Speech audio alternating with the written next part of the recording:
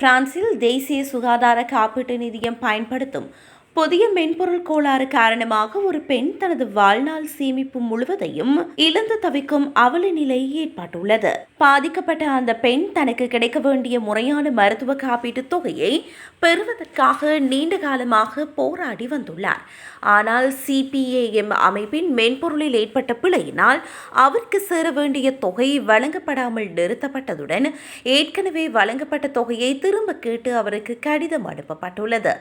இந்த தொழில்நுட்ப குளறுபடியால் ஏற்பட்ட கடனை அடைக்க அவரது வங்கிக் கணக்கிலிருந்து பெரும் தொகை தானாகவே எடுக்கப்பட்டுள்ளது. இதனால் அவர் சேர்த்து வைத்திருந்த மொத்த சேமிப்பும் கரைந்து போனது.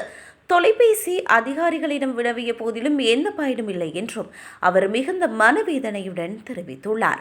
அரசின் நிர்வாக அமைப்புகளில் டிஜிட்டல் மயமாக்கல் அதிகரித்து வரும் நிலையில் இதுபோன்ற மென்பொருள் பிழைகள் அப்பாவி மக்களை பாதிப்பதாக அவர் தெரிவித்தார். அதிகாரிகளிடம் முறையிட்ட போது இது மென்பொருளின் தவறு என்று ஒப்புக்கொண்ட போதிலும் இழந்த பணத்தை உடனடியாக திரும்பப் பெறுவதில் சிக்கல்கள் நீடிக்கின்றன. இந்த சம்பவம் குறித்து தகவல் அறிந்த சமூக ஆர்வலர்கள் மற்றும் தொழிற்சங்கங்கள் கடும் கண்டனம் வெளியிட்டுள்ளன.